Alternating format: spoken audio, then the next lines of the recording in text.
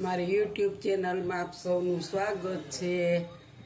જય બાબા સ્વામી, જય ગુરુદેવ। આજે આપણે બનાવવાનું છે ભીંડાના ફોડવા બનાવી કટકા કરીને શાક।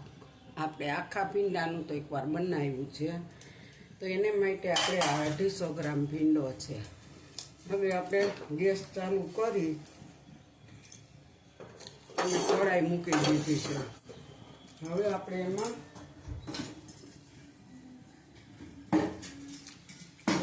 એમાં તેલ નાખીશું અને ભીંડાના શાકમાં તેલ વધારે નાખવું પડે છે, નકરી બહુ બરાબર નથી થતું। આપણે જો 3 પાવડા તેલ નાખ્યું મોટા મોટા। હવે આપણે તેલને થોડુંક આવી જવા દેશું।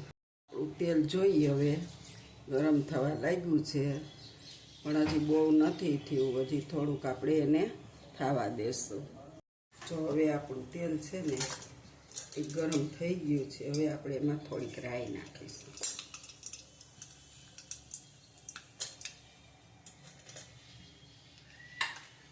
આપણી રાઈ તતળી જાય પછી આપણે એની અંદર હિંગ નાખીશું, કારણ કે આપણે શાક બનાવીને ભીંડો વાળ્યો હોય છે। થોડીક હિંગ આપણે તળિયાથી એમાં નાખીશું।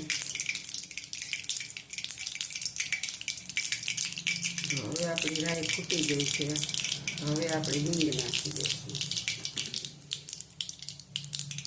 અને થોડીક હળદર પણ સાથે નાખી દઈશું।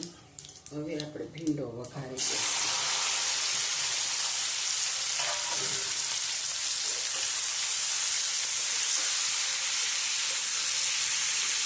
ભીંડો આપણો છે ને અસલ તેલમાં આપણે તળી નાખીશું। હાઈ કલાક તેલ જો ખૂબ સાદું નાખ્યું આપણે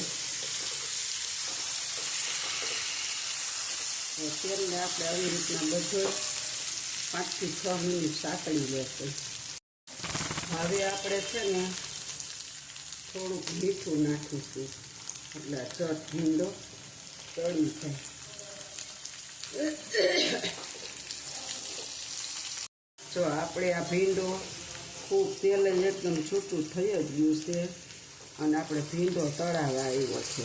હજી તો 3 મિનિટ થઈ છે, હજી 2 મિનિટ અમને આને સાતળવા દેવો એટલે બધું ચીર બળી જશે અને ભીંડો મસ્ત બની જશે।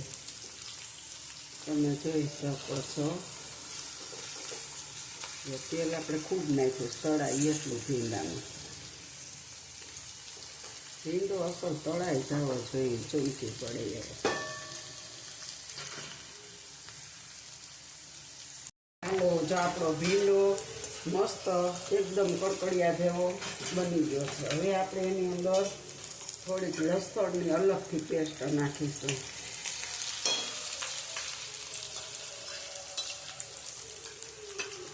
એની સુગંધ બહુ મસ્ત આવે। હવે આપણે નાખીશું આદુ મરચાંની પેસ્ટ।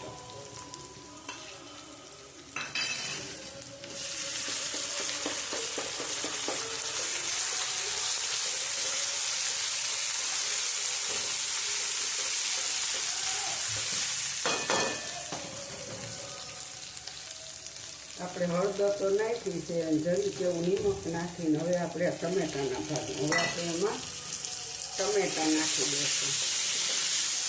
હવે આપણો ભીંડો છે ને યાર ટમેટાના રસમાં જ ચડશે, જો મસ્ત। આથી આપણે એમાં કાંઈ નાખવાનું નથી। તો હવે આપણે શાક જોઈ ગયું, ભીંડાનું શાક મસ્ત ટમેટા સહિત ચડી ગયું છે। ટમેટાથી ને આપણો ભીંડો કડકડ્યો હતો, પણ તે જેવો નરમ પડી જાય અને મસ્ત બની ગયો। હવે આપણે એની અંદર નાખશું એક થોડીક એવી લસણવાળી ચટણી।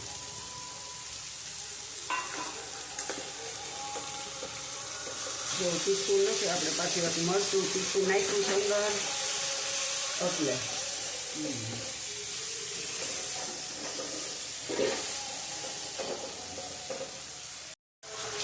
એટલો આપણે ગોપાલ ચવાણાનો ભૂકો કર્યો 2 ચમચી જેટલો, એ છાંટી દઈશું।